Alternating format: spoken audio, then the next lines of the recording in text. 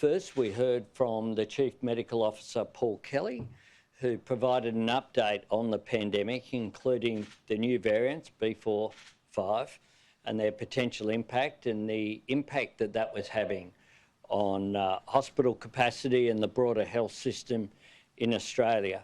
What was very positive was his report about the substantial increase in the number of people receiving their fourth shot, some 400,000 people in just recent days, and also the increased use of antivirals.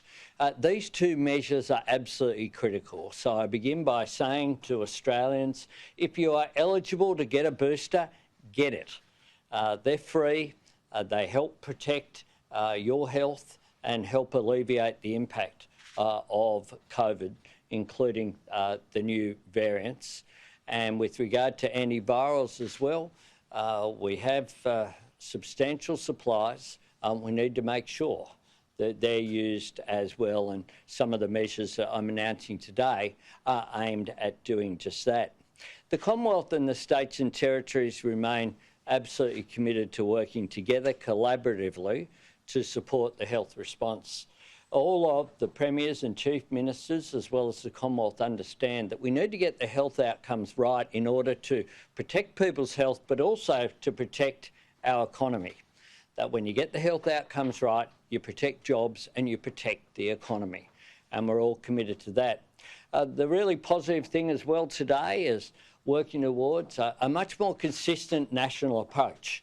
And that was agreed, and indeed over coming period, up until at least the end of September, the Commonwealth will meet with the states and territories in the National Cabinet approach every 2 to 3 weeks, just to make sure that we're hearing the updated reports from the AHPCC and to respond as need be to make sure that our approaches are consistent so that people can be clear about the messages which are out there. Now, in recognition of the risks that are associated with the more infectious new variants, we've agreed to reinstate the pandemic leave disaster payment to the 30th of September of this year. I said during the election campaign repeatedly that one of my themes was no one left behind.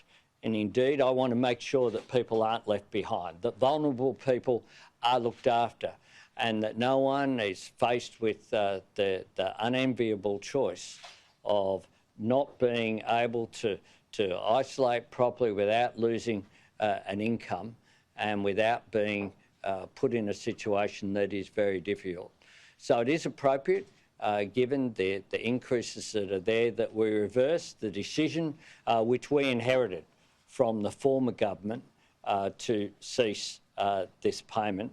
And going forward, the states and territories have agreed that this payment will be covered 50-50, a shared cost with the states and territories. Previously, the states and territories picked up the bill for temporary visa holders. That will also be shared 50-50, and they picked up the bill for business support that was in place and is no longer being provided. So this is a fair way going forward. All of the states and territories, as well as the Commonwealth, understand that emergency payments are just that. They can't continue forever, given the fiscal constraints that are on governments at all levels, but that this is an appropriate measure going forward.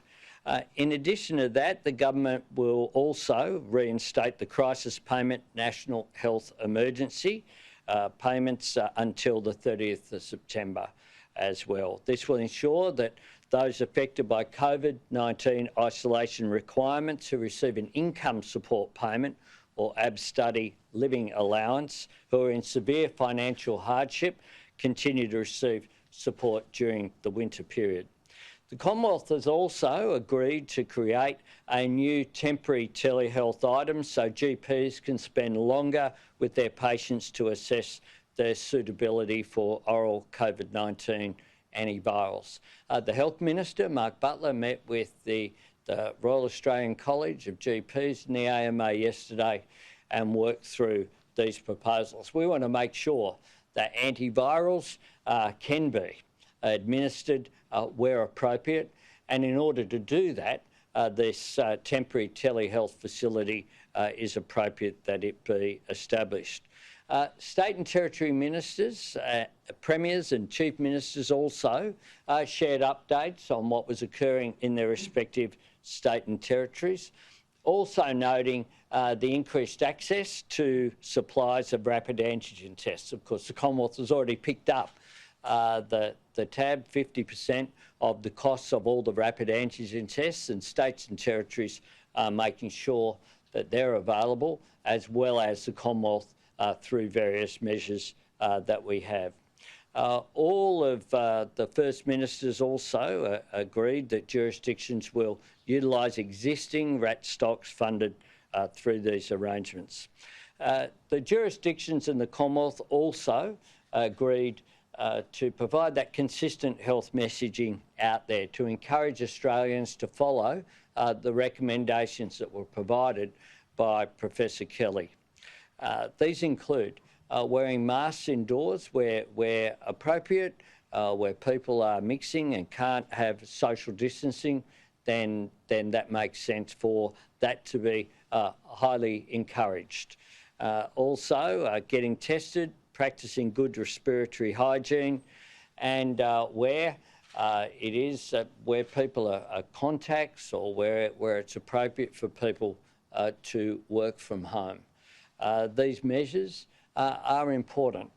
We will get through this. It was also noted by Professor Kelly that the impact of the flu during this season has also placed pressure on the health system. The good news there is that the impact of the flu is very much way past its peak going forward.